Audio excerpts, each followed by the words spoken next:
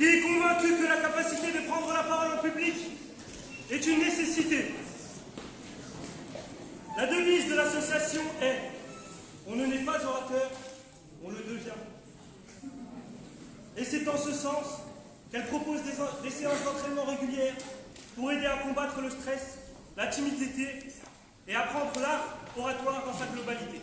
Bravo.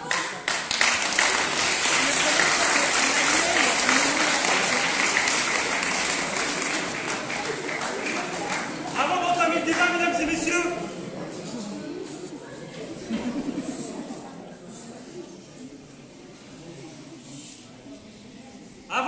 débat, mesdames et messieurs, laissez-moi le plaisir, non, l'honneur, de vous présenter un invité de choix, membre éminent de l'association L214, qui lutte contre la maltraitance animalière sous toutes ses formes. Veuillez faire un tonnerre d'applaudissements, mesdames et messieurs, à monsieur Sylvain Djibiane.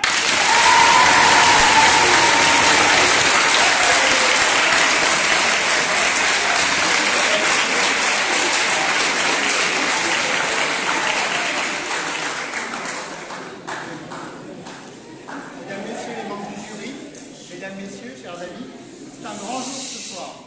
En ce 16 octobre 2018, à l'Université d'Evry, pour l'occasion transformée en hémicycle où le gouvernement et l'opposition s'affrontent autour de la légitimité à exploiter les animaux pour se nourrir.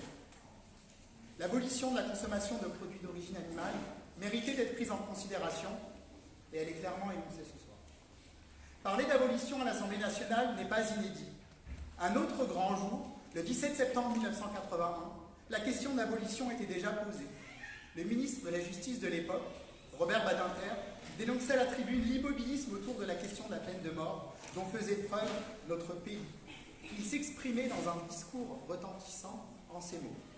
La France est grande parce qu'elle a été la première en Europe à abolir la torture malgré les esprits précautionneux qui, dans le pays, s'exclamaient à l'époque que sans la torture, la justice française serait désarmée, que sans la torture, les bons sujets seraient livrés aux scélérats. La France a été parmi les premiers pays du monde à abolir l'esclavage, ce crime qui déshonore encore l'humanité. Il se trouve que la France aura été, en dépit de tant d'efforts courageux, l'un des derniers pays, presque le dernier, en Europe occidentale dont elle a été si souvent le foyer et le pôle à abolir la peine de mort. Pourquoi ce retard? Voilà la première question qui se pose à nous. Ce n'est pas la faute du génie national, c'est de France, c'est de cette enceinte souvent que se sont levées les plus grandes voix, celles qui ont résonné le plus haut et le plus loin dans la conscience humaine, celles qui ont soutenu avec le plus d'éloquence la cause de l'abolition. Hugo, Camus, comment dans cette enceinte ne pas penser à Gambetta, à Clémenceau et surtout au grand Jaurès? Tous se sont levés, tous ont soutenu la cause de l'abolition. Alors pourquoi le silence a-t-il persisté et pourquoi n'avons-nous pas aboli? C'est en ces mots que s'exprimait Robert Badinter. Et pourquoi nos contemporains posent aujourd'hui la question au sujet de l'abolition de la consommation de l'eau. Cette revendication a récemment fait irruption dans le débat politique. Mais le débat n'est pas nouveau. Déjà dans l'Antiquité, Pythagore ou Porphyre envisageaient sérieusement les questions philosophiques, politiques et morales autour de la consommation de produits animaux et la question animale en prônant la non-violence. L'éthique animale renaissait au fil des siècles. Les philosophes des Lumières se sont intéressés au végétarisme et réfléchissaient déjà aux problèmes théologiques, philosophiques et anthropologiques qui soulèvent. Depuis quelques décennies, en France et à l'international, des mouvements se formaient déjà pour amener la société à se tourner vers un régime alimentaire plus végétal, avec pour but la fin de l'exploitation animale. Mais l'abolition de la consommation de produits animaux n'était jusqu'à aujourd'hui pas un objectif affiché, ni avec pour priorité de mettre fin aux souffrances infligées aux animaux. Et l'action publique n'était pas le moteur de leur action. Défendre l'abolition des produits d'origine animale était difficile, avec la peur d'être incompris dans la société. L'heure est venue d'avancer en inscrivant à l'agenda politique le débat autour de la légitimité ou non à exploiter les animaux pour se nourrir. Ce débat doit émerger autour de nous pour faire avancer les lois en France, partout dans le monde. Il doit être envisagé dans le cadre de nos institutions. Et depuis, avec l'émergence des enquêtes révélant les horreurs subies par les animaux destinés à la consommation alimentaire, avec l'émergence de revendications politiques concrètes, la fin fin de l'élevage intensif, la fin du gavage, les lobbies, le mot est lâché, ont systématiquement cherché à détourner l'attention avec un discours autour du bien-être animal. Les choses sont en voie de changer. L214 a pris le parti d'éveiller les consciences en exposant publiquement les conditions d'élevage, de transport, de pêche et d'abattage. Depuis 2008, les vidéos diffusées ont permis de mettre à jour les pratiques routinières d'un système et les dysfonctionnements d'une industrie qui considère et traite les animaux comme des marchandises. Oui, L214 est une association qui dénonce, en soulevant ces questions éthiques liées à l'exploitation des animaux, en rendant compte de la réalité des pratiques les plus répandues, des enquêtes filmées pendant les transports, dans les abattoirs, avec des témoignages de professionnels, en signalant les pratiques illégales aux autorités, des plaintes auprès du procureur de la République qui débouchent parfois sur des procès, comme celui plus récemment de l'abattoir de Mauléon-Bouchard. En menant des campagnes d'information et de sensibilisation avec une présence active sur les réseaux sociaux, des actions locales grâce à un réseau de bénévoles répartis sur plus de 5 ans. Notre objectif est clair, amorcer une transition vers une alimentation plus végétale, respectueuse de l'environnement et prenant en compte les intérêts des animaux. Pour y parvenir, L214 est aussi une association qui propose des alternatives concrètes, des informations nutritionnelles, des conseils pratiques, des recettes, des astuces pour découvrir l'alimentation végétale en référençant des restaurants qui proposent une alternative végétale à leur carte. Il s'agit aussi de nourrir le débat public sur la condition animale, avec une veille législative et politique, une mobilisation massive des citoyens à travers l'animation du site Politique Animaux. Des auditions lors de la commission d'enquête parlementaire à l'Assemblée nationale, des interventions à l'École nationale de magistrature, à l'Institut d'études politiques de Paris, à l'Université d'Evry aujourd'hui, et la participation régulière à des conférences dans les mairies, au Sénat, à l'Assemblée nationale. Et travaille dans un collectif qui s'appelle Animal Politique, qui regroupe 26 organisations de protection animale. Si L214 centre ses actions autour de la question animale, notre site Viande vient Info s'intéresse également aux externalités négatives de la production et de la consommation carnée. Qu'il s'agisse de risques sanitaires, de gaspillage d'argent public, de partage équitable et durable des ressources naturelles ou d'impact sur le climat. Je ne doute pas que ces arguments seront débattus lors du débat tout à l'heure. Notre objectif est d'amener la société à réfléchir à tout ça, dans son ensemble, et de travailler pour un monde en paix, pas en installant une espèce de terreur et de menace permanente. Il y a des lignes à ne pas franchir. Quand on balance des cailloux dans la vitrine d'une boucherie, cette ligne est franchie. Alors, la revendication de l'abolition est-elle recevable aujourd'hui? Elle ne s'appuie sur rien d'autre que la morale commune. Ne pas maltraiter, ni tuer sans nécessité. Cette condamnation des mauvais traitements envers les animaux est largement partagée. Dans les élevages et les abattoirs, des souffrances considérables sont infligées aux animaux. Notre espèce n'a pas besoin de consommer des produits animaux pour vivre en bonne santé, vivre heureux et avoir une alimentation savoureuse. Ce n'est donc pas une opinion, c'est factuel. La revendication de l'abolition de produits animaux présente toutes les conditions pour être envisagée avec sérieux. Elle ne se ferait pas du jour au lendemain. Il faudrait bien entendu assurer l'avenir des anciens travailleurs de la viande. Ce serait un processus politique qui ferait surgir la question des travailleurs du monde agricole, encourager les reconversions par des politiques publiques. Ce mouvement ne peut exister que grâce à l'information dont on dispose aujourd'hui, au XXIe siècle. Nous sommes dans une lutte politique. Nous sommes dans une lutte pour l'égalité. Nous poursuivons les luttes humaines menées encore aujourd'hui. Il ne s'agit pas de s'engager parce qu'on aime les animaux. Il s'agit de s'engager parce que c'est une question de justice qui nous anime. Ce n'est pas le grand soir qui est attendu, mais une réforme qui peut s'engager dans un processus politique avec la réponse à un problème concret. L'utopie, ce n'est pas d'abolir la viande, c'est de croire qu'on peut garantir des conditions de vie et de mort décentes pour les animaux dans les élevages et les abattoirs. La société évolue, des comportements individuels aussi. Jusqu'où peut-on aller? Réfléchir plus loin n'est pas plus compliqué. Et ce sont des questions que l'on peut se poser. Pythagore, Porphyre, Voltaire, Léonard de Vinci, Einstein, Marguerite Yourcenar, tous se sont levés, tous ont soutenu la cause de l'abolition. Alors pourquoi le silence persiste-t-il? Et pourquoi n'abolissons-nous pas? C'est aux deux équipes que revient de répondre à cette question, ô combien difficile, mais ô combien nécessaire pour répondre aux enjeux du XXIe siècle. Merci.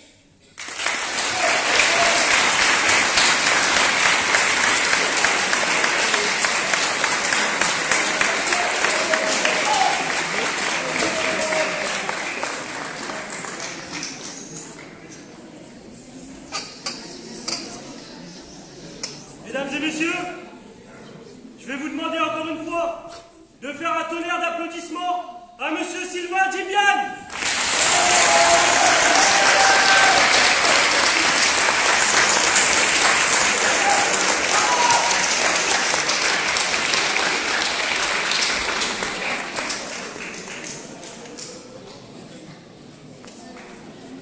C'est vrai. Le sort de ces êtres dotés de conscience est une vraie question de société. C'est pourquoi le thème de la soirée a été choisi dans cette lignée.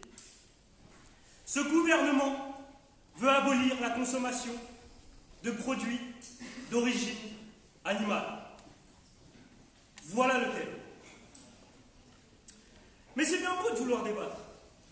C'est bien beau d'exposer ses arguments à droite, à gauche, de crier « j'ai une question ». C'est bien beau. Mais il faut un cadre à toute chose. Il faut des règles. C'est pourquoi, pour éviter que ça ne parte dans tous les sens, le débat se déroulera comme suit. Chaque équipe sera composée de 4 participants, 4 orateurs. Ces 4 orateurs auront chacun un rôle bien précis. Premier ministre, ministre aussi.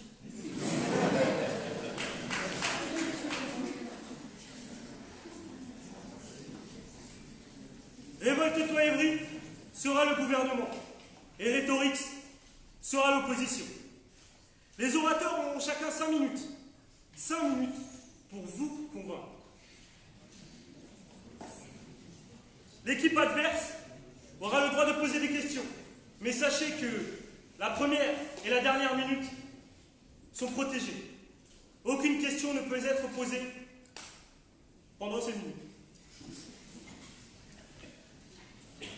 L'orateur a le droit d'accepter la question ou de dire gentiment « vous pouvez vous asseoir ». Au choix. Attention, toutefois, pour le jury, il y aura un cadre, des caractéristiques spécifiques pour juger les orateurs ce soir. Ils auront le premier point, les questions-réponses. Capacité à faire des questions pertinentes ou des réponses pertinentes. Le deuxième point, la cohérence d'équipe. La pertinence et cohérence entre les orateurs. La forme, le respect des règles du débat, tout ça.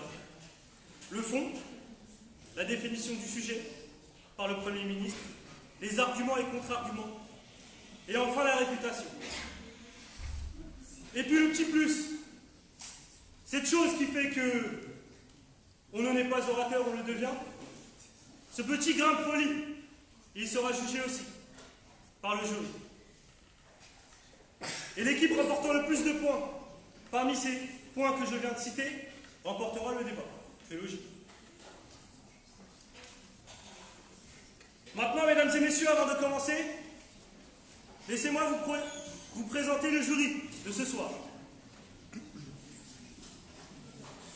Maître de conférence en droit public, auparavant responsable de la licence de droit à Évry, mesdames et messieurs, j'aimerais que vous fassiez un tonnerre d'applaudissements à Madame Brice de la Joux.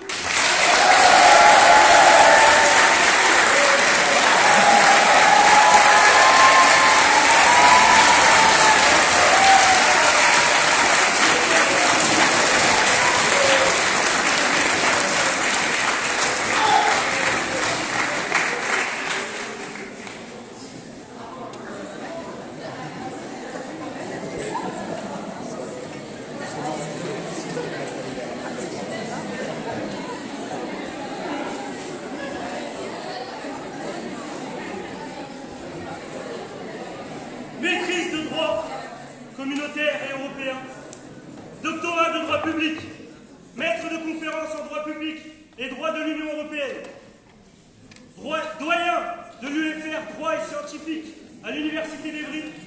Mesdames et messieurs, encore un tonnerre d'applaudissements pour Monsieur Bouillet.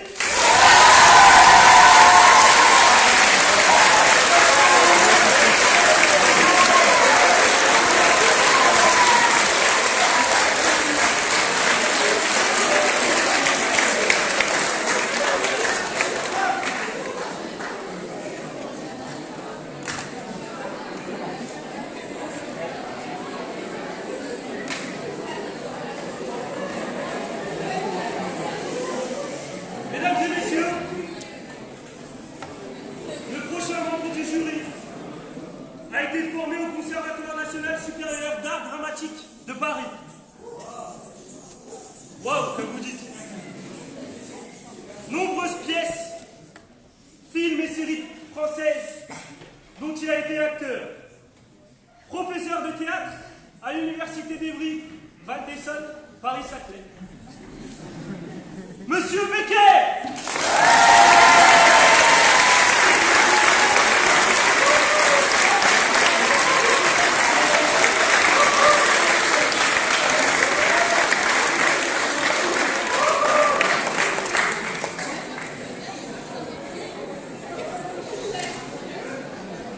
Mesdames et messieurs,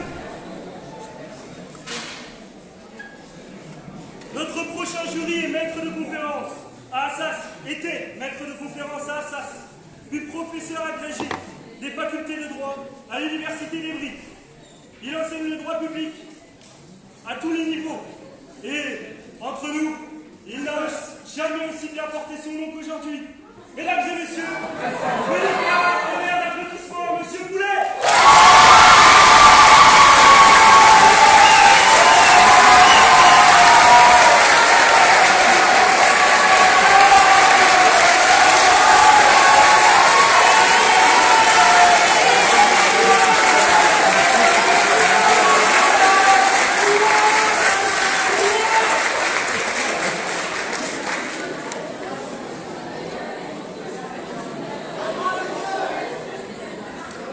Le prochain, mesdames et messieurs, avocat depuis 1986 au barreau de l'Essonne et depuis 2016 au barreau de Paris, spécialisé en droit humaniste. Mesdames et messieurs, veuillez faire un tonnerre d'applaudissements à Madame Descoulet.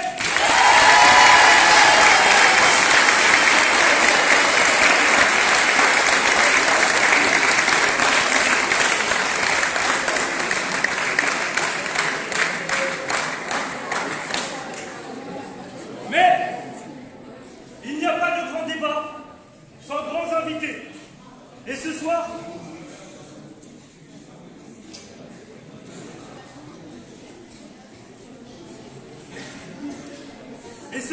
mesdames et messieurs, nous en avons des grands invités.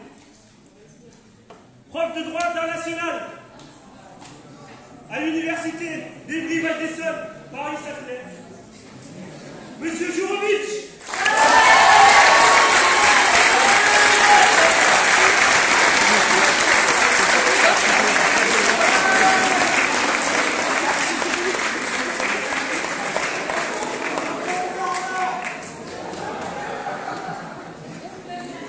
Avant de continuer,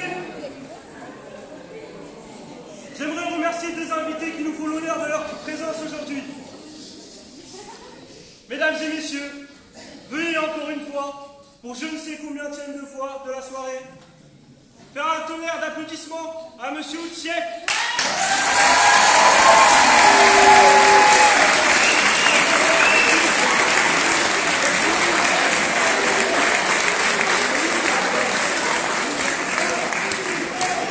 Et Madame Fixiane.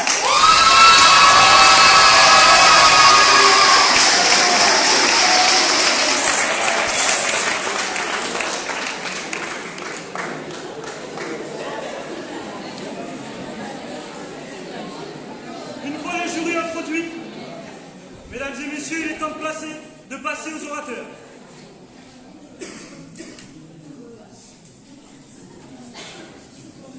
Pour l'association Rhétorix, je vais vous demander de faire un tonnerre d'applaudissements à Logan Gourmand.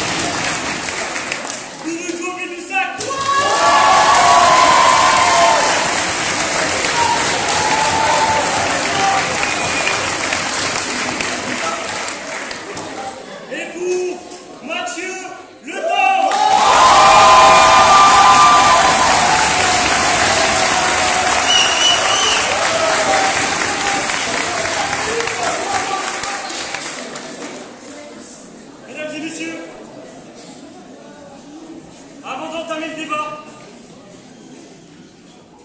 et par souci d'équité, j'aimerais scinder la salle en deux. Du côté gauche, à partir de cette ligne-ci, c'est pas grave, c'est pas grave, vous serez pour Polytechnique.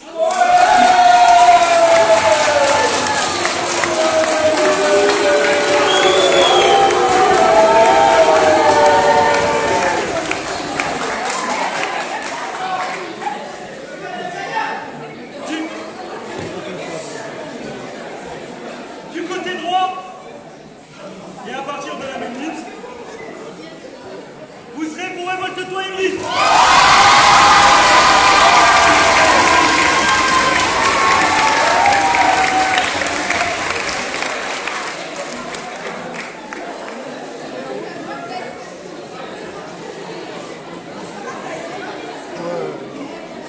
Mesdames et messieurs,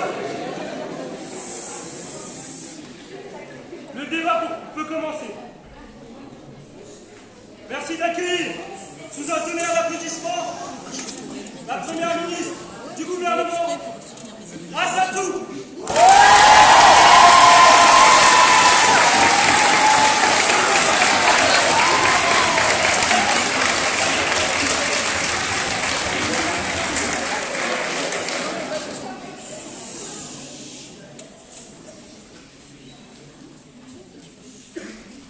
Gandhi disait « La grandeur d'une nation et ses progrès moraux peuvent être jugés par la manière dont elle traite les animaux. » Membres du jury, membres de l'opposition, chère Assemblée, notre gouvernement souhaite abolir ce soir la consommation de produits d'origine animale.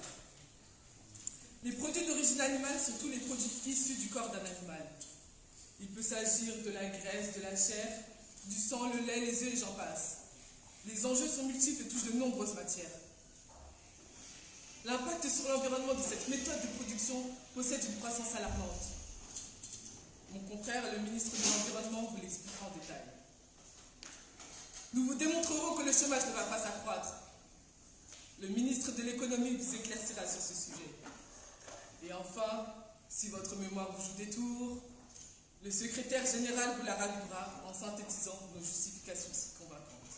Les questions sont ouvertes. Mais avant tout, concentrons-nous d'abord sur certaines catégories essentielles, à savoir la fourrure, le lait, le poisson et la viande. Le côté éthique et la souffrance animale méritent une importante réflexion. Justifier toute cette souffrance, mais pour quelle raison? Parce que c'est bon? Parce que ça a toujours été comme ça? Ça va créer du chômage, des carences alimentaires. Il vaudrait mieux ralentir qu'abolir. L'abolition ne se fera pas du jour au lendemain, certes, mais fort progressivement. Ce n'est que plaisir et confort personnel. Nous n'en avons pas physiologiquement besoin et surtout pas à cette cadence. Abolissons la production de fourrure. La fourrure est obtenue par l'utilisation de pièges inutilement cruels, écorchement puis dépeçage. Selon le site de PETA France, les lapins se font arracher leur fourrure tous les 3 mois avant d'être finalement tués au bout de 2 à 5 ans. Certains survivent même 10 minutes après avoir été entièrement dépecés. 10 minutes après avoir été entièrement dépecés. Enfermés, stressés, maltraités, blessés. Et tout ça pourquoi? Un joli manteau. Abolissons la consommation de produits laitiers. Mais comment peut-on boire du lait maternel d'une autre espèce? On trouve ça totalement étrange de boire le lait de notre mère. Toute notre vie montre totalement naturel de boire du lait de vache destiné à un veau qui pèse déjà 40 kg à la naissance et près de 200 kg au bout de 3 mois. Les pauvres petits veaux sont arrachés à leur mère dès leur naissance. Et vous voulez en plus de cela boire le lait qui leur était destiné? Lors de la traite, elles sont maintenues par des barres en fer, entravant leur mouvement et provoquant des lésions et des écorchures. Mais voyez l'enjeu!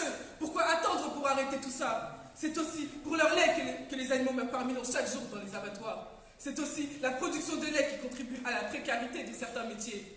C'est aussi la production de lait qui a un fort impact sur l'environnement. Abolissons la consommation de poissons. Souffrance dans les filets, au bout des hameçons et sur les ponts des bateaux de pêche où ils suffoquent lentement, voire sont éventrés vivants. Lorsqu'ils sont arrachés des profondeurs marines, leurs yeux et leurs vessies éclatent du fait du changement soudain de pression. D'autres animaux sont emportés dans l'enfer de ces filets, puis rejetés à la mer, déjà presque morts. Le poisson est souvent négligé de la cause animale. Pourtant, c'est l'un des aliments les plus pollués.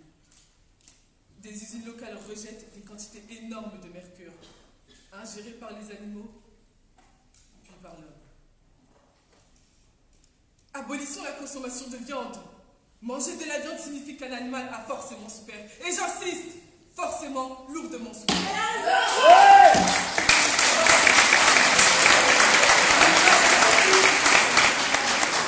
L'élevage intensif entasse un grand nombre d'animaux dans un tout petit espace, et ce, au mépris de leur capacité à ressentir des émotions. Les questions sont fermées. L'article 515-14 du Code civil dispose que les animaux sont des êtres vivants doués de sensibilité. Mais alors, soyons-les aussi. La plupart n'auront connu ni brin d'herbe, ni rayon de soleil, ni même la capacité de pouvoir gratter la terre, ne serait-ce que de se déplacer. Certains sont enfermés toute leur vie dans des cages. Ils meurent et finissent par se décomposer en devenir des fossiles. Leur abattage se fera dans le stress et la panique, parfois sans étourdissement préalable, et toujours dans la souffrance. Faut-il alors arrêter la consommation de ces produits ou continuer ainsi? L'intérêt des animaux mérite notre considération. Abolissons la production, la consommation de produits d'origine animale.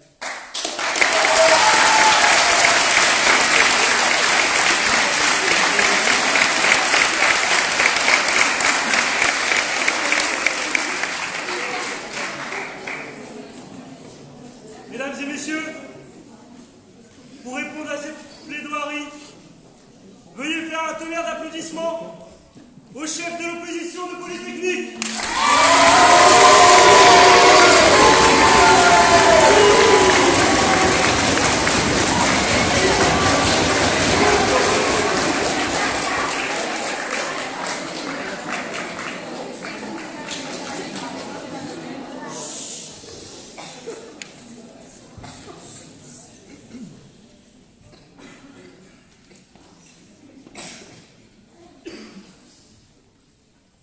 Très estimés membres du jury, honorables membres du gouvernement, cher public, aujourd'hui, c'est Noël. Alors, fermez les yeux et laissez-vous guider. Vous, votre famille, vos amis, êtes rassemblés pour un moment convivial, un moment traditionnel, un moment de fraternité, un repas de fête. Cependant, au menu de ce soir, sur la table, ce ne sont pas le traditionnel coq au vin, le chapon, les huîtres, ou encore ce délicieux homard que vous dégusterez. Non, et ce ne sera pas non plus la bûche glacée, la fameuse, celle que fait si bien votre mère, avec sa crème chantilly aérée. Vous êtes un peu attristé par cette nouvelle? Eh bien, nous, ça nous révolte. Les questions sont ouvertes. Alors à qui la faute dans quel scénario? À ce gouvernement, ici présent. Ce gouvernement qui veut massacrer nos libertés, qui veut poignarder notre économie et qui veut enterrer nos traditions. Comme vous avez pu si bien le dire, Madame le Premier ministre, vous voulez interdire, interdire, interdire. Mais, mesdames et messieurs, aucune proposition concrète n'a été faite. Nous, l'opposition, vous proposons un projet durable. Il a raison.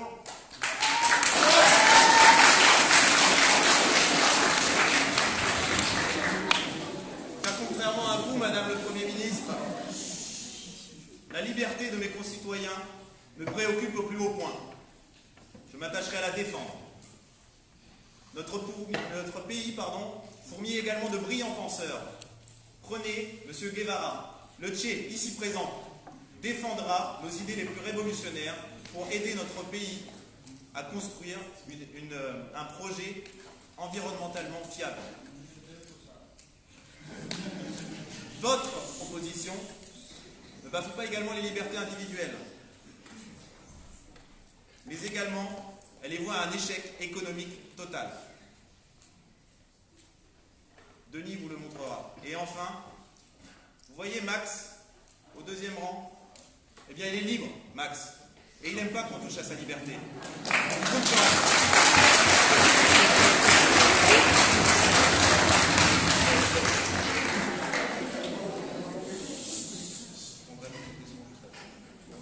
Mais revenons au moment présent. Liberté, égalité, fraternité. Madame le Premier ministre, n'allons pas plus loin, vous bafouez déjà l'un des trois.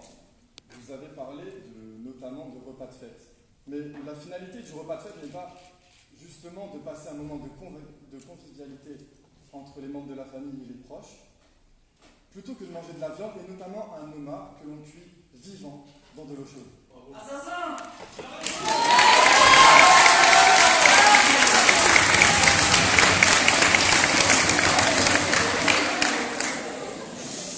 Oui, monsieur, c'est une finalité. En effet, la convivialité, c'est ça qui fait le repas de fête. Mais que faites-vous de nos traditions?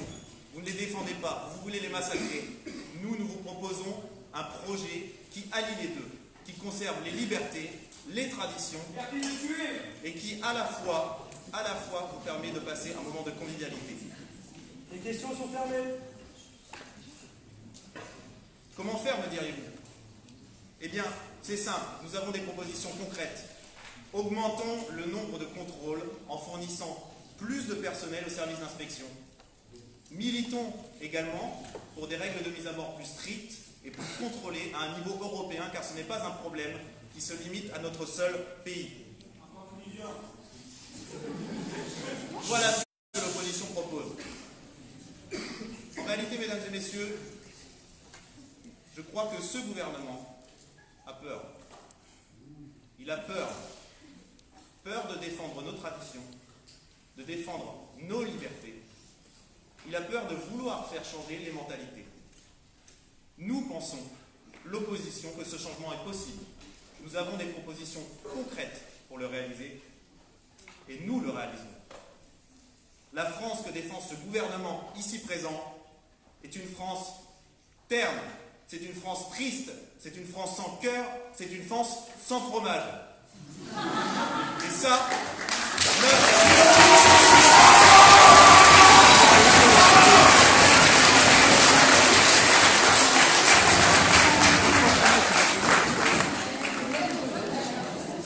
notre cœur, nous, l'opposition, ne le permettra pas. Je vous remercie.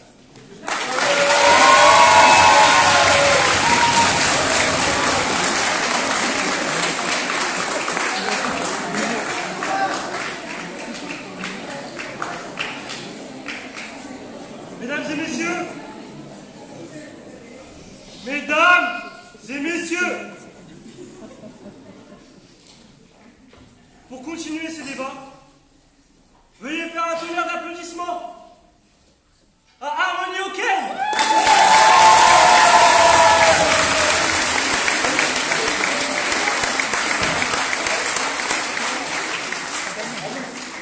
Bon, il y a eu un petit, on vient de me dire dans l'oreillette qu'il y a eu un petit changement. C'est pas Harmonie, c'est Hugo Médussac.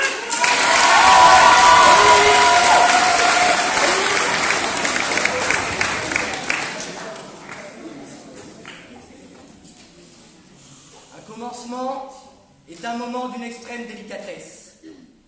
Il faut ainsi comprendre dès le départ que le premier pas, dans n'importe quelle tâche que nous puissions effectuer, est le plus compliqué à réaliser. La France est un moteur agricole pour l'Europe. Et j'entends que ces messieurs de l'opposition parlent de tradition, mais la France n'est pas un pays de tradition chrétienne. Seuls les chrétiens sont habitués à manger cette viande. Nous voici face à un sujet épineux et pourtant primordial, celui de la consommation de produits animaliers. Mes collègues ayant ou allant traiter des sujets économiques et éthiques, je vais pouvoir me consacrer à une importante question, celle qui façonnera ce XXIe siècle, la problématique environnementale. Je ne souhaite pas vous bombarder de chiffres, mais la réalité s'impose à nous. Une réalité ayant pris la forme d'une monstruosité industrielle. Je vais devant vous compter jusqu'à 5. 1, 2, 3, 4, 5. En l'espace de ces 5 secondes qui ne représentent rien à l'échelle d'une vie, plus de 10 milliers d'animaux ont été sacrifiés sur l'autel de la consommation.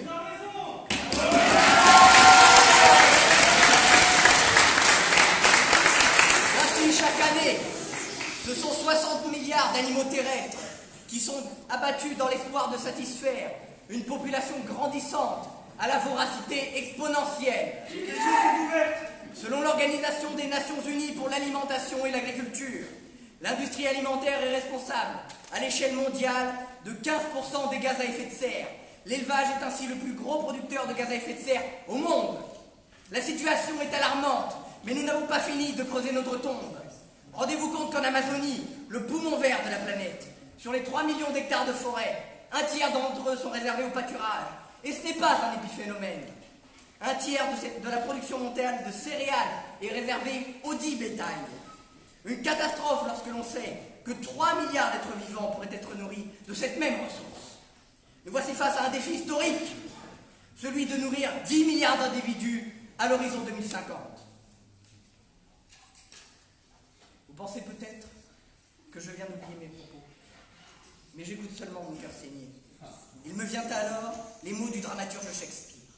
L'enfer est vide et tous les démons sont ici. L'enfer et ses démons se trouvent effectivement sur terre. Ils se trouvent dans nos foyers, cachés dans l'ombre. Ces démons se dissimulent dans nos robinets, en attendant de répandre leurs effroyables poisons dans nos organismes. Ces démons se nomment pesticides. Ils sont invisibles et mettent pourtant en danger la vie des plus fragiles d'entre nous. Les femmes enceintes, les enfants et les vieillards. Nous devons réagir. Si nous nous emparons aujourd'hui du sujet, c'est que la situation a dépassé un seuil critique. En malmenant les animaux, nous malmenons notre mère, la terre. Cette mère nourricière à qui nous devons tout et qui ne reçoit rien en échange que notre folie. En tuant les animaux, nous nous tuons nous-mêmes à petit feu, de manière malsaine et impropre à notre évolution sociale. Nous tuons ainsi nos anciens par cupidité et nos enfants par ignorance. Cette cause animale est la mienne, et la vôtre, et la nôtre. Il s'agit d'une cause qui nous dépasse et nous sommes pourtant persuadés que la situation doit évoluer, non pas par confort mais par sécurité, non pas par avidité, mais pour garantir à nos enfants une vie saine, éloignée de la tourmente d'un corps qui refuse de leur obéir, qui dépérit et meurt après d'infinies souffrances. Le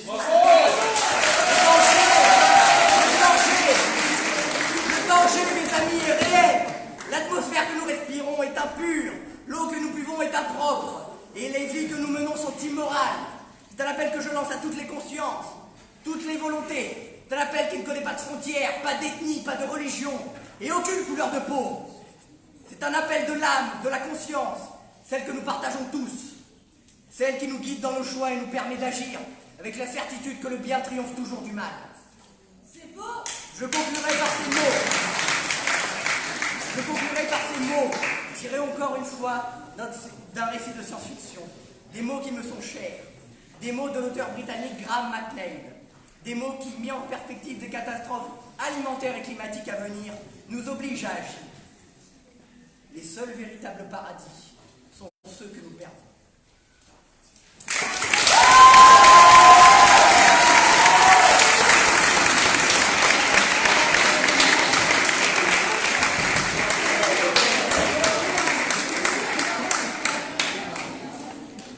Mesdames et messieurs, pour lui répondre, veuillez faire un tonnerre d'applaudissements à celui qui possède en lui l'éloquence du Tché.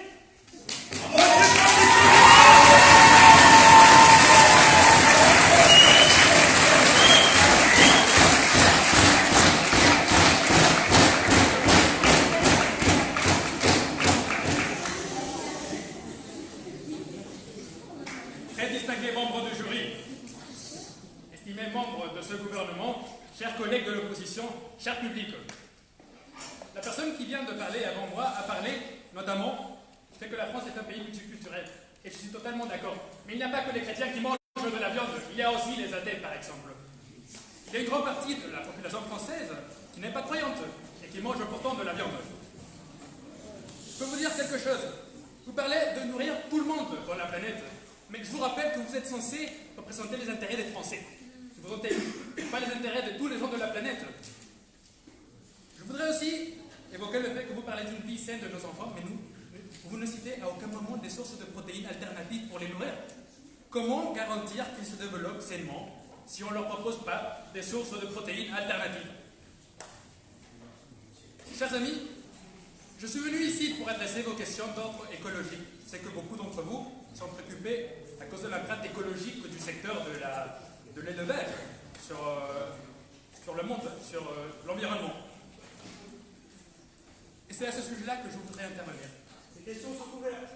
Je voudrais d'abord vous dire que si on interdit les produits d'origine animale, on porterait atteinte à la biodiversité. En effet, pensez aux pauvres vaches normandes qui ne peuvent pas enfanter son lait de l'homme. Il y a plusieurs espèces qui sont devenues dépendantes de l'être humain pour survivre. Et interdire la viande, c'est-à-dire interdire l'élevage, c'est-à-dire l'extinction. Je vous rappelle aussi que sans animaux de ferme, il n'y a pas de fumier. Et sans fumier, pas d'agriculture. Donc,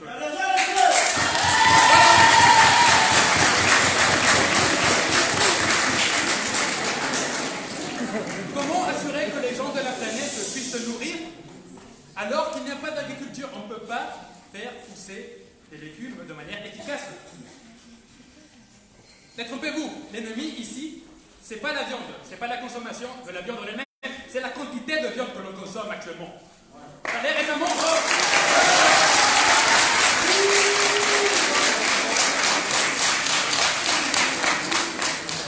je parlais avec mes amis sur le fait que l'on mange de la viande au dîner et au déjeuner. Et je ne parle même pas de la salade de thon qui accompagnait les deux repas. Je peux vous dire quelque chose. Actuellement, on mange trop de viande, mais ce n'est pas pour autant qu'il faut interdire la viande. Il faut la garder. Pour les célébrations, pour Noël par exemple. Mais aussi pour les athées, simplement pour passer un bon moment avec leurs amis. Je vous dis, il faut aussi penser à des substituts de la viande. Certes, il faut considérer des substituts végétaux, des substituts d'origine végétale, mais il faut penser aussi à d'autres substituts d'origine animale qui ont une empreinte écologique très faible, comme les insectes. Je sais que parmi vous, il y a certains qui ne mangeraient jamais des insectes, mais détrompez-vous, les insectes, si on s'ouvre aux insectes, on peut vraiment arriver à les aimer. Je pense notamment à tout ce que mangent les végans. Les végans, ils mangent de la merguez au tofu, des œufs à base d'algues. Je pense que lorsqu'on considère de telles choses, les insectes, ça passe vraiment. Nous ne voulons surtout pas imposer de telles propositions à tout le monde. Nous ne voulons pas vous faire manger des insectes. C'est juste une alternative qu'il faut explorer. C'est nous, les vrais écolos, c'est nous qui allons apporter des solutions qui soient vraiment respectueuses de l'environnement, qui respectent l'animal aussi. Et qui préservent toutefois nos traditions. Comment je prétends faire ça? Je prétends mettre des taxes de carbone qui sanctionnent les entreprises qui polluent. Surtout les entreprises qui produisent beaucoup de gaz à effet de serre du coup de l'élevage. Je compte aussi interdire le mauvais traitement des animaux durant leur vie et à l'abattoir. Je compte abolir l'élevage intensif qui confine les animaux à quelques mètres carrés et ne leur laisse aucune liberté. Allez-y. Allez-y. Vous disiez manger de la viande 2 fois par jour. Mais avez-vous pensé aux conséquences sur la santé? Oui. D'ailleurs, c'est exactement pour ça que je propose de réduire la quantité de viande que l'on consomme actuellement. Je vous dis, c'est une réflexion. Je crois qu'actuellement, on consomme trop de viande et il faut réduire cette quantité-là sans pour autant s'en passer totalement de la viande. Je veux dire quelque chose. Je pense que ce gouvernement-là, il a des dérives totalitaires. Il veut vraiment nous imposer un style de vie que nous n'épousons pas.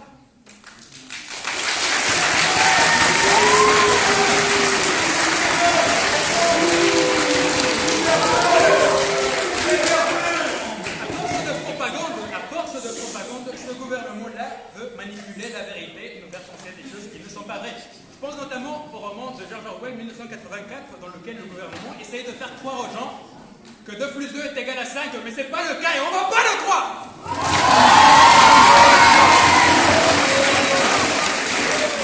Pour finir, je vous dis, l'opposition reste ici pour faire face à ce gouvernement-là et comme le dirait Che Guevara, hasta la victoria siempre!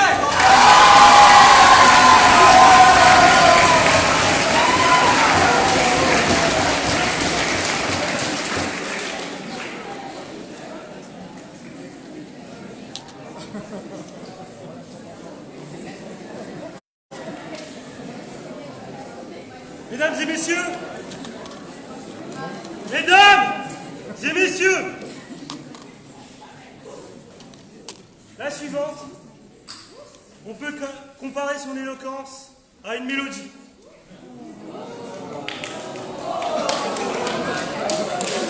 À une douce harmonie, ok, en l'occurrence. Harmonie ok.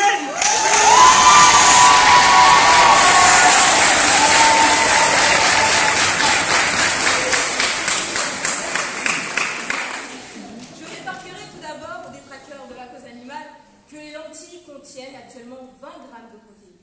Et donc pour changer les choses, je vous demande de l'audace, encore de l'audace et toujours de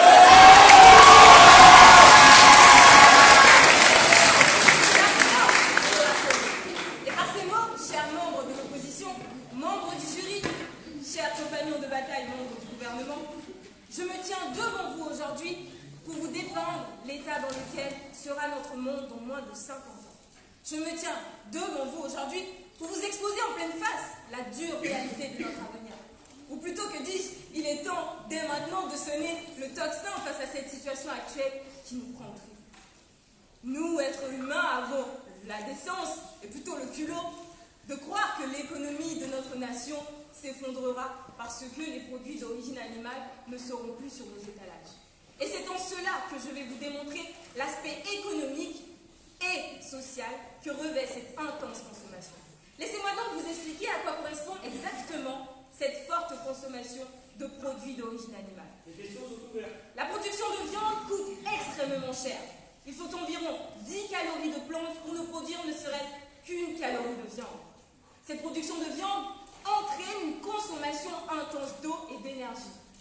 Et comme l'a si bien remarqué mon collègue, cette notion d'énergie est primordiale et instable. Cette énergie est notre consommation nocturne. Ces centrales nucléaires nous feront pourrir à notre perte. Les sommes engagées lorsqu'il faut construire ces nouvelles centrales nucléaires seront exactement les mêmes pour le changement de notre consommation. Lorsque 40 milliards sont affectés à la rénovation ou à l'établissement de ces centrales, 50 autres milliards peuvent être consacrés à notre changement. Vous me rétorquerez que ça fera quelques milliards de plus, mais que vaut une vie plus saine face à ces billets tachés de sang? Je vous le demande.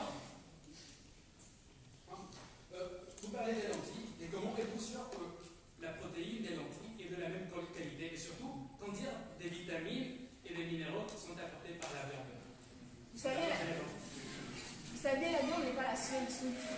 Quand je vous parle de lentilles, je vous parle de fruits secs. Je vous parle d'autres choses qui pourront être une alternative à la viande. Parce que finalement, ne pensez-vous pas que ceci est un bien pour tous? Songez-vous vraiment à la situation dans laquelle se trouvent nos producteurs, nos éleveurs? Songez-vous, pensez-vous que nos producteurs vivent véritablement une vie d'opulence lorsqu'ils tuent de sang-froid ces bêtes affamées et niaises? Imaginez-vous les traumatismes que ce travail peut causer. Les traumatismes dans la transformation de la viande sont les plus douloureux et les plus marqués sur le corps de ces ouvriers. L'abattoir est un lieu de mort, mais c'est le lieu de mort de l'espoir, de l'épanouissement de ces ouvriers. Lorsqu'on y entre, c'est l'enfer qui nous accueille. C'est un cauchemar pour eux, mais aussi un espoir pour l'industrie. Et donc, au final, ne pouvons pas nous poser cette question de savoir est-ce que le poids et la cupidité des lobbies n'est pas à terme l'objet même de ce débat? Simone Veil l'a dit, je le dis aujourd'hui pour ces abattoirs, ce ne sont que des endroits morts où on ne vit que sous la contrainte et où on perd notre sens humain.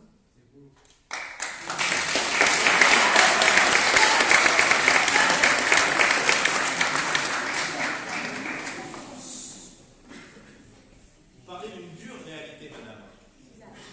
Et comment comptez-vous gérer la réalité de tous les emplois qui seront supprimés? Si vous me laissez poursuivre dans mes propos, vous verrez que le gouvernement établit un plan agricole. Les questions sont fermées. Je disais donc que si nous ne manœuvrons pas à l'aune d'une vie respectable, nous serons les seuls à en pâtir. Et pour ce faire, le gouvernement et moi-même avons la volonté de mettre en place un plan agricole. Un plan agricole qui n'aura que pour seul but de revaloriser le secteur alimentaire. Comme l'a dit mon collègue, la France est un moteur du secteur agricole. Mais pour l'heure, il est de notre devoir de bousculer nos mœurs et d'abolir la consommation de produits d'origine animale. Alors, je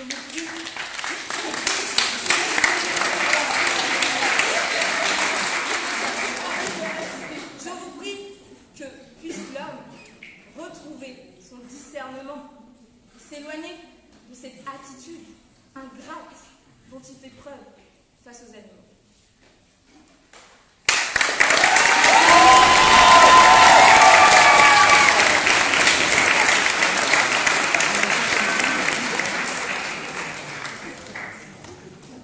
Mesdames et messieurs, veuillez faire un tonnerre d'applaudissements au prochain, Monsieur Denis Chenikov.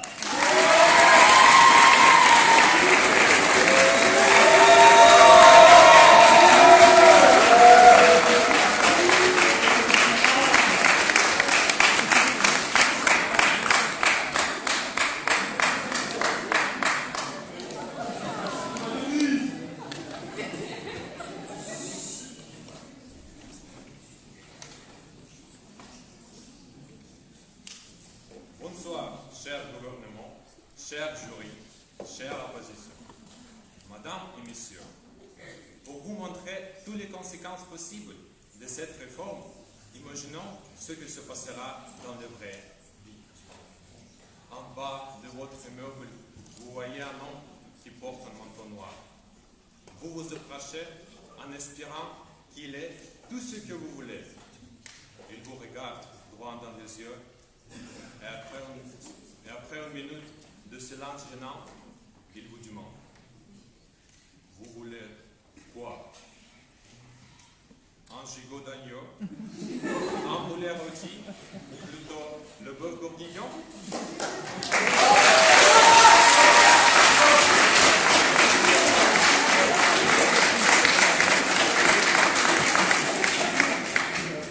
Si vous avez encore d'envie amener à terme cette réforme, je veux vous montrer à quel point ça sera néfaste pour l'économie d'un pays.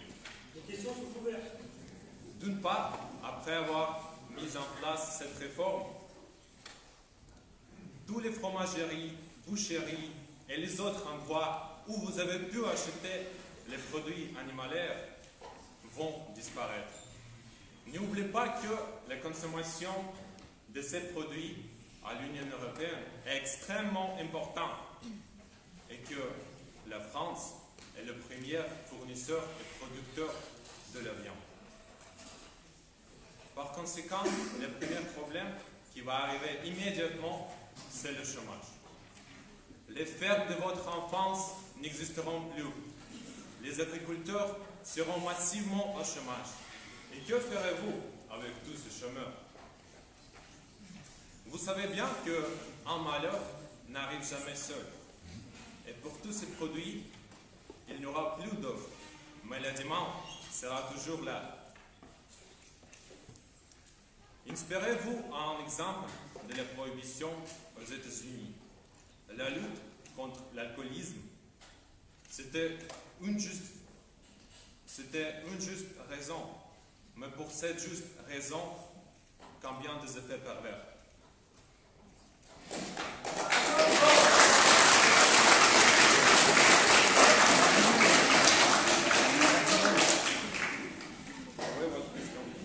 Monsieur, avant de poser ma question, j'aimerais préciser que vous devriez plus faire la cuisine et pas laisser votre femme le faire à votre place. Savez-vous que le fromage peut être fait avec du lait de soja et que du coup ça devient un fromage végétal et que l'on peut se passer du fromage qui fait tant souffrir l'environnement et les animaux?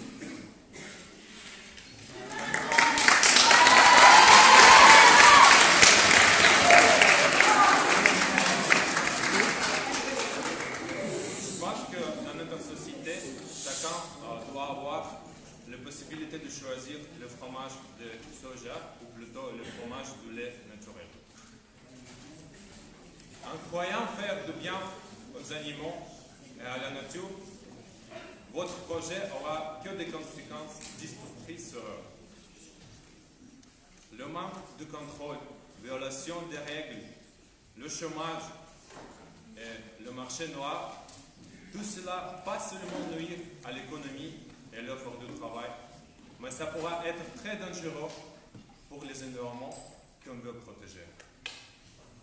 Vous avez de bonnes intentions, mais l'enfer est pavé de bonnes intentions.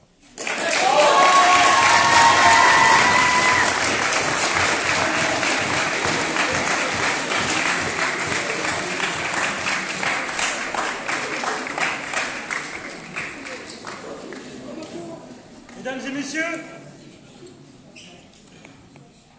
pour le dernier membre de Révolte-toi Évry, veuillez applaudir Mathieu Le Temps.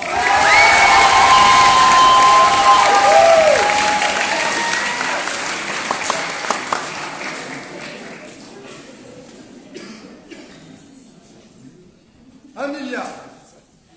C'est le nombre d'animaux terrestres tués chaque année, rien qu'en France. Dans le monde entier, c'est entre 60 et 140 milliards d'animaux terrestres et 1000 milliards d'animaux marins consommés pour la grande consommation. Le temps que je vous dise tout ceci.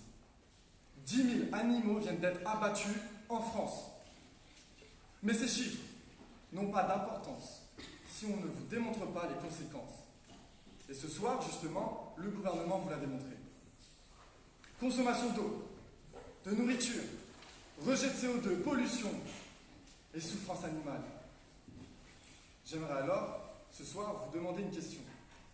Est-on légitime de consommer des produits d'origine animale, sachant toutes ces conséquences, pour notre propre plaisir? Est-il moral de continuer ainsi, alors que des moyens alternatifs sont possibles? Ce n'est pas seulement un débat philosophique. Nous ne disons pas seulement les animaux sont gentils, il faut les protéger. Nous disons qu'il y a des enjeux environnementaux, économiques et sociaux. Nous disons que la consommation de produits d'origine animale est la cause à ce pourquoi nous courons à notre perte. Les questions sont ouvertes. Devant cette position, quel est l'avis de l'opposition? 3 millions d'animaux tués chaque jour en France. Mais c'est de la folie, ça fait trop de viande. Il faut que ça cesse. 2 millions. 2 millions, c'est raisonnable. À la limite, 2,5 millions, mais pas 3 millions. L'opposition veut arrêter, mais pas trop. Arrêtons de faire souffrir les animaux, mais pas trop. Arrêtons de polluer l'environnement, mais pas trop.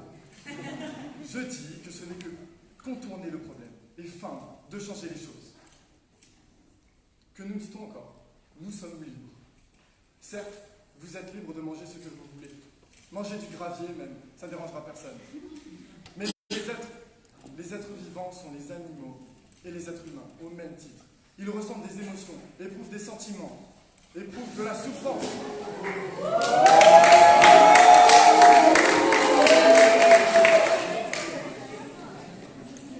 Que nous dit-on encore? C'est dans notre tradition de manger de la viande. Et on ne peut se passer des traditions carnivores. Sachez qu'en Inde, il existe plus de 15 fêtes. 15 fêtes où on se rassemble en famille. Et pourtant, 40% des Indiens sont végétariens. Ils peuvent s'en passer. Nous pouvons nous en passer.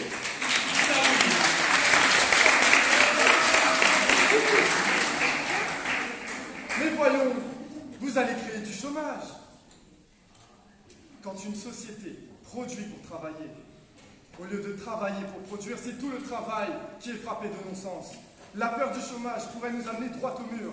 Vous en oubliez les enjeux réels, à l'exemple de l'environnement. Par ailleurs, dans n'importe quelle réforme de l'industrie, nous avons toujours su nous en sortir et trouver des emplois. Il a bien fallu s'adapter à la fin des mines, de l'esclavage. Le système agricole qui a chuté et qui a été déserté, on s'est adapté.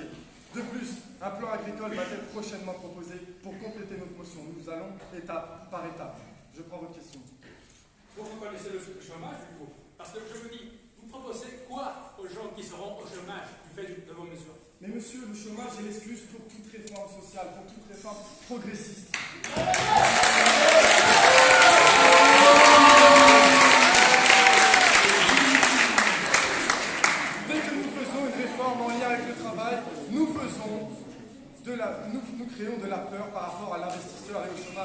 mais ayons de l'ambition. Ne soyons pas dans ce conservatisme ambiant, progressons ensemble. Ainsi, vous l'avez remarqué, notre gouvernement, de son côté, a démontré avec des arguments concrets et pertinents pourquoi il fallait arrêter la consommation de produits d'origine animale. Les questions sont fermées. Le Premier ministre a évoqué les conditions de vie désastreuses pour l'animal, peu importe le type de production. Le bovin et le poisson sont au même type que le poulet pour l'œuf et pour le mouton pour la laine. Mais il n'y a pas que ça. Que diriez-vous si en arrêtant l'élevage, nous sauvions l'humanité de la famine? Le ministre de l'Environnement a précisé que les millions de tonnes de céréales bien redirigées pourraient éradiquer la famine. 70% des terres agricoles sont consacrées au bétail et pourtant des milliards d'êtres humains meurent de la famine. Que diriez-vous encore si en arrêtant l'élevage, nous sauvions l'humanité des conséquences environnementales? La planète s'en sortira très bien, mais l'humanité... Il y a des conséquences environnementales, monsieur, et des conséquences économiques. Voyez à Saint-Martin ou dans l'Aude. Dites-leur que c'est un rêve, monsieur. Il y a donc des gros enjeux qui ont été mis en avant par nos deux ministres. Et puis, pensez aux travailleurs, pensez à ceux qui, tous les jours, coupent les queues des cochons, qui leur arrachent leurs dents, qui sentent l'odeur de la mort à longueur de journée et qui entendent ces cris. Alors, mesdames et messieurs, les députés et les jurés, ce soir, faites le choix de la raison. Faites le choix de la conscience. Faites le choix de la révolte.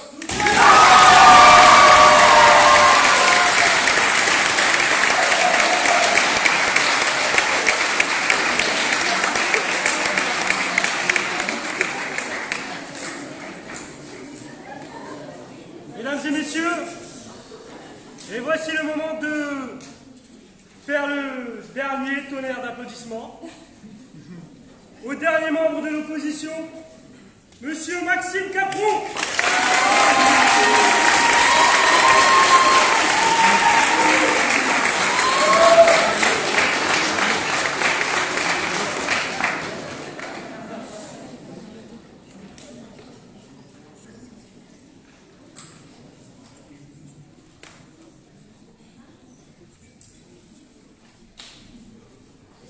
Madame le Premier ministre, Mesdames et Messieurs les membres du gouvernement, très chers camarades de l'opposition, extrêmement honorables membres du jury, chers amis spécistes, chers amis antispécistes, bref, chers amis. Comment est votre blanquette? Les plats à base de viande sont-ils de bonne qualité? Eh bien non, ils ne sont pas bons. Et pourquoi ne sont-ils pas bons? Parce qu'il n'y a pas de viande dedans. Et vous pourrez remplacer cette viande, Madame le Premier ministre, par du tofu, par des galettes de quinoa sans gluten ou que sais-je. Cela ne convaincra personne d'autre que vous. Il a raison.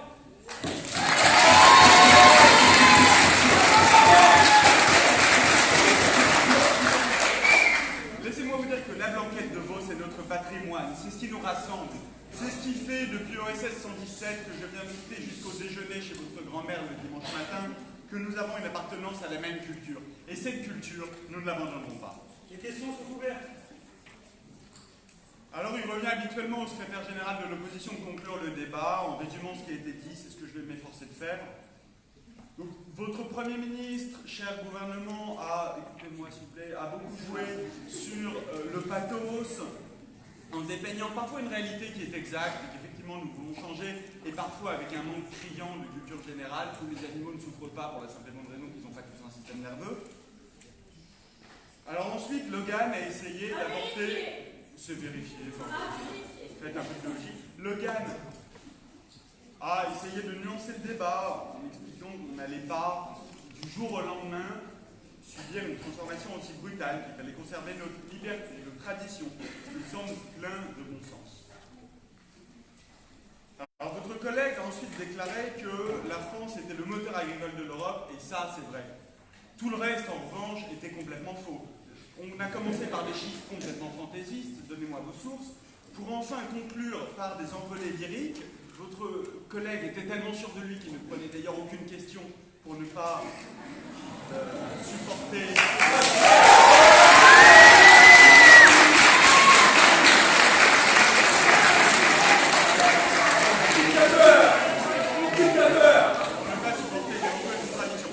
face à cela, Francesco a essayé d'apporter des protéines alternatives qui peuvent ouvrir notre champ de consommation. Vous avez une question?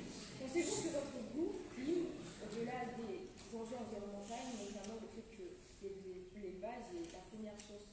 Je ne le pense pas. Le troisième ministre du gouvernement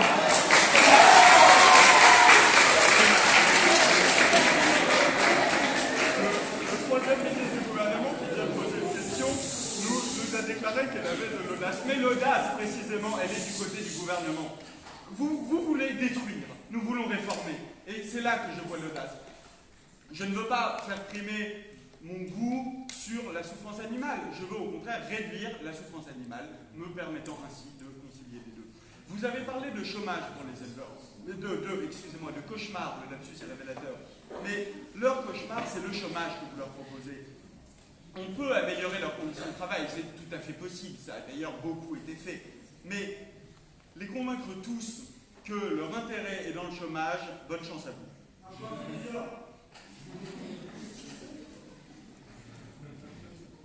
Et finalement, c'est un comble, votre secrétaire général a continué à annoncer des chiffres tout aussi fantaisistes sans les justifier et ne prenez toujours pas mes questions, ce qui m'énerve un peu. Vous créez de la peur, vous avez dit. Vous avez dit, nous créons de la peur. Et vous avez raison, effectivement. Vouloir éradiquer la famine en supprimant le premier poste de ressources que sont les animaux, c'est un peu curieux. Les questions sont claires. Donc je vais maintenant m'efforcer de conclure. Vivre sans manger d'animaux est un choix de vie tout à fait. Mais vous devez aussi respecter ceux qui font un choix différent. Vous ne devez pas imposer à tous votre vision du monde au nom de votre supériorité morale. C'est à la fois complètement totalitaire et je vais m'efforcer de vous prouver que votre projet porte en lui un péril mortel pour l'homme. Vous nous décrivez un monde terrible qui condamne les enfants à de violentes carences, les adultes à l'anarchie du marché noir et, dans tous les cas, une rupture avec nos voisins les animaux.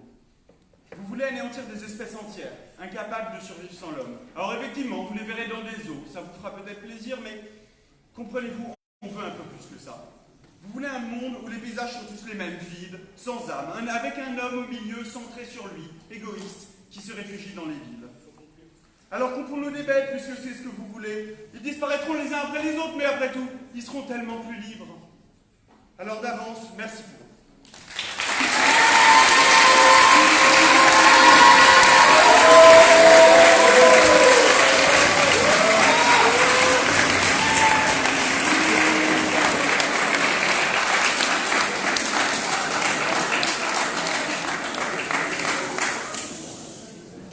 Mesdames et messieurs, avant de mettre un terme à ce débat, il faut un résultat. Et pour ce faire, j'aimerais demander à notre éminent jury de se retirer.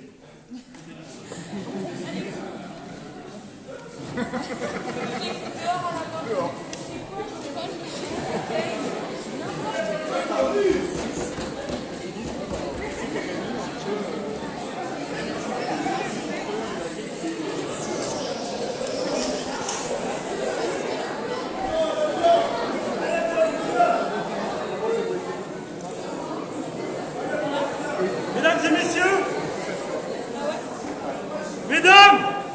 messieurs,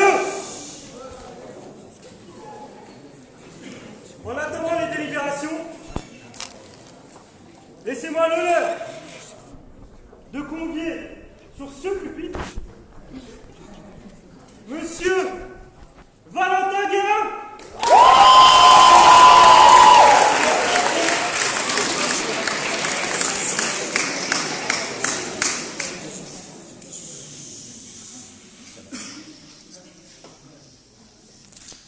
Messieurs, mesdames, bonsoir.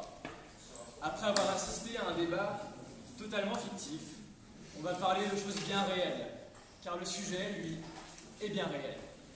On va parler de faits et non d'arguments contradictoires, non de mensonges mais de vérité. Les chiffres parlent. 67 milliards d'animaux terrestres sont tués chaque année. 1000 milliards d'animaux marins également sont exécutés au nom de la consommation. La France elle-même a quelques petits soucis avec les animaux. En effet, peu de règlements s'appliquent aux animaux, en l'espèce par rapport à l'élevage. Quelques conditions sont imposées. On oblige notamment l'étourdissement qui se fait par électrocution actuellement. Cependant, cette électrocution ne suffit pas en elle-même, on estime scientifiquement que 25% des animaux se réveillent avant finalement le geste final, qui peut être soit l'égorgement ou le dépeçage vivant, avec les sentiments, avec les émotions qui l'incombent. Mais il n'y a pas finalement que la main de l'homme directement qui tue l'animal. Ou vraiment pas directement. Il y a l'environnement, il y a le réchauffement climatique, il y a le changement des conditions et tout ce qui est fait par l'homme. La déforestation, l'augmentation de la température due au gaz à effet de serre par l'industrie, par les voitures, par les cheminées. Les ours polaires meurent car ils n'ont plus de banquise. Les oiseaux ne trouvent plus refuge en Amazonie. Les rhinocéros, eux, sont emmenés au loin, dans les steppes africaines, où ils sont tués également. L'Union internationale pour la conservation de la nature estime dans son bilan 2018 que 23 298 espèces sont actuellement menacées d'extinction. Dans cette liste-ci, 5 000 sont sur la liste rouge. En d'autres termes, il ne reste que quelques centaines de spécimens. C'est extrêmement peu, et c'est bien sûr pas assez pour avoir une population en devenir plus importante. Elles sont quasiment perdues. Par qui? Par notre faute. Il n'existe pas seulement ces conséquences du réchauffement climatique. Il y a également les traditions dont vous avez parlé tout à l'heure. On parle alors de la chasse à courre, qui se font auquel nom? Au nom de la régulation. Une régulation qui se fait déjà naturellement. Et pourtant, nous, humains, en tant que dieux, estimons que leur nombre est trop important et qu'il faut faire des choses à leur place. La chasse ou le permis de tuer est également incroyable dans un pays libre, dans une démocratie où nous devons tous nous respecter, sauf quand c'est à quatre pattes et des poils. Je ne parle pas d'eux. Il y a également, dans d'autres pays que le nôtre, quoique, le braconnage. Alors en quoi consiste le braconnage? C'est le fait d'illégalement, donc hors légitimité, hors permis, hors industrie, hors spécialité finalement, d'abattre un animal pour un produit ou pour le plaisir simplement. C'est quoi l'invasion de sanglier?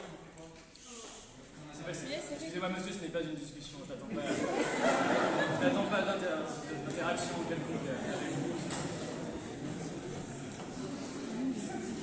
En d'autres termes, le braconnage est finalement un nouveau marché, un nouveau Ikea un petit peu illégal, où nous pouvons approcher par ce biais un nouveau tapis sur le numéro par terre, une belle peau d'ours, parce que c'est quand même vachement élégant de mettre ses pieds dessus.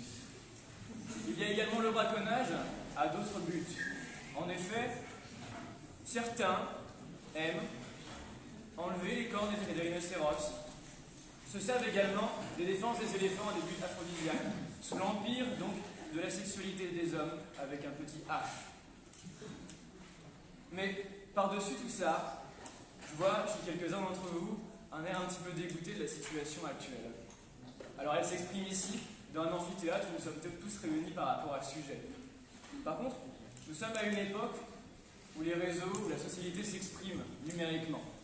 Et ni Facebook, ni Twitter, ni Instagram ne saisit vraiment de la situation.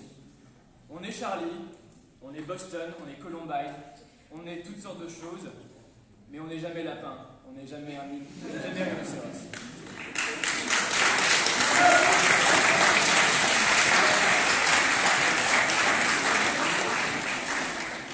Si quelques hashtags et quelques photos de pandas vous rendent un petit peu nostalgique en hiver, il y a malgré tout des vrais problèmes que personne ne règle pour de vrai. Par peur tout d'abord, par manque réel d'indignation, on se dit tous un petit peu concernés par le projet, alors c'est beau, c'est super chouette, mais en vrai personne ne le fait pour de vrai. Il y a des gens qui le font, il y a L214 qui militent pour que tout le monde puisse se rendre compte de la cruauté des abattoirs. Après tout, les casseurs flotteurs, Alexandre Desgringes, nous disaient dans Prendre des pièces, quelle différence entre ceux qui bossent à l'abattoir et les tueurs en série. Il y a également Greenpeace, qui milite pour que certains animaux soient enfin relâchés, deviennent enfin libres puisse se reproduire dans un cadre qui n'est pas un zoo. Enfin, messieurs, dames, j'aimerais juste vous faire penser à quelque chose. Dans 50 ans, on parlera sûrement à nos petits-enfants de tout ce qui se passe. Et peut-être qu'un jour, on leur montrera uniquement les éléphants dans les livres. Ça mémorable. Merci.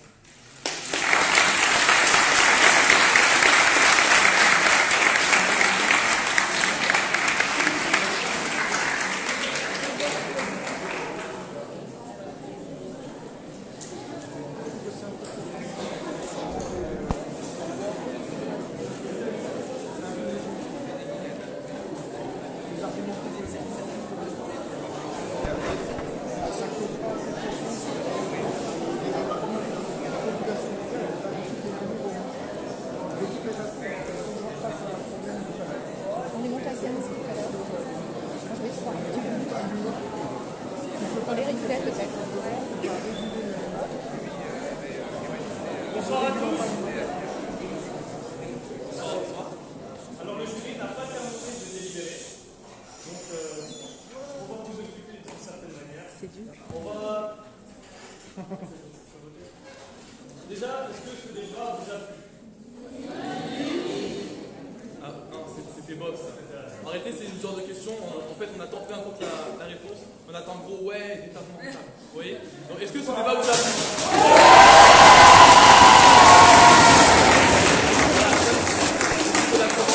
C'est normal pour nous. Après, on va se voir, on va être content de nous, on va dire, ah, c'est bien, t'as vu. Alors que peut-être pas. En tout cas, merci d'être ici. Alors, on va vous faire voter par applaudissement. Alors, levez les mains. Pour vous, est-ce que Polytechnique a remporté le débat?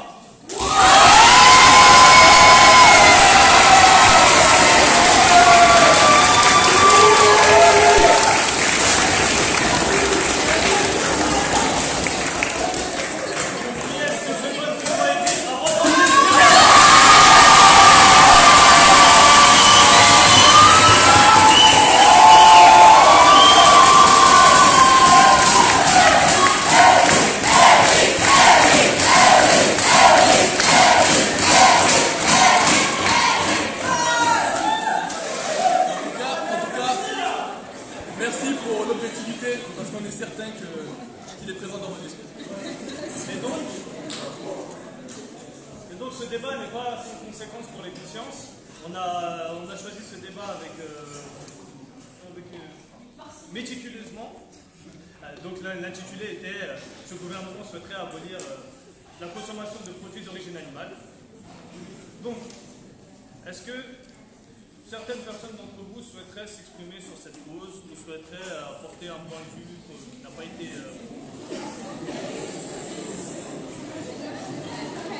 En tout cas, est-ce qu'à l'issue de ce débat... S'il vous plaît. On parle du problème de la surpopulation mondiale et donc du manque d'animaux. Qu'est-ce qu'on fera quand on arrivera à la limite végétale?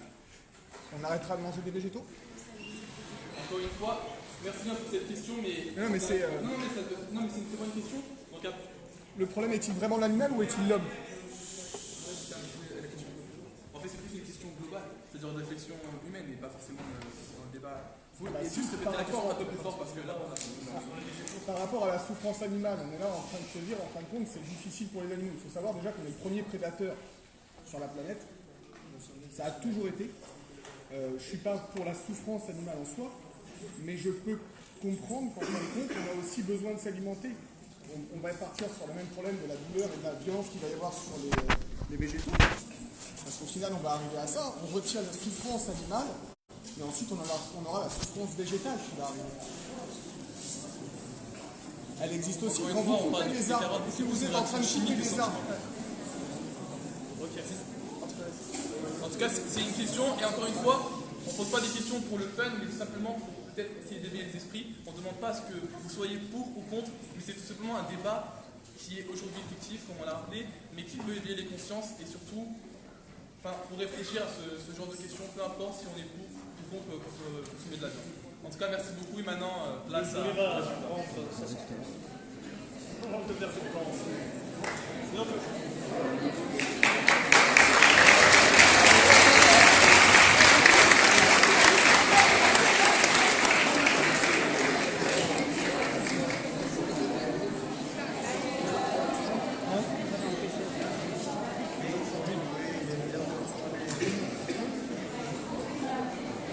Alors merci à tous d'avoir patienté pendant ces quelques minutes de délibération du jury. On tient d'abord en premier lieu à féliciter les deux équipes qui nous ont tenus en haleine. Et je dois dire que mon but ce soir est loin d'être décidé. Heureusement que le RERD, ces difficultés de trafic vont me permettre de réfléchir longuement, à savoir ce qu'il y aura dans le frigo. Il n'a pas été facile de départager deux équipes, car les deux équipes, finalement, ont joué leur rôle, ont essayé de nous convaincre et de mettre en jeu différents arguments. Le jury, bien évidemment, a été d'autant plus impartial qu'il n'a aucun lien direct avec l'une des universités représentées. Pour autant, nous avons pris le temps de dégager l'ensemble des éléments et il s'est avéré qu'après de longues discussions, l'équipe qui l'a emporté est Révolte-toi Évry.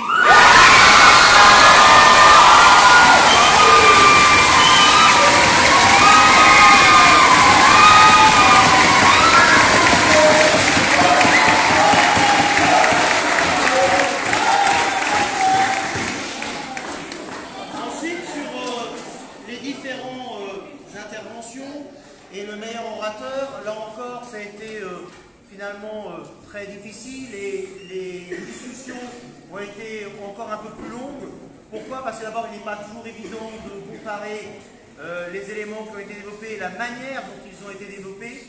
Chacun a son propre style, chacun a sa propre façon d'aborder les choses, la façon de répondre ou non aux questions telles qu'elles ont été posées. Et très clairement, le jury était partagé. Et après différents tours de vote, il a été choisi d'honorer ce soir comme meilleur orateur Hugo Bédussac.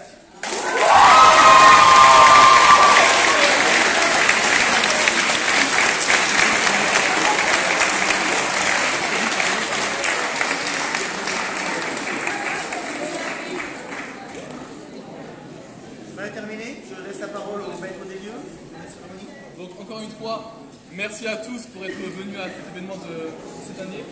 S'il vous plaît, vraiment veuillez applaudir s'il vous plaît notre jury, c'est des plaisirs.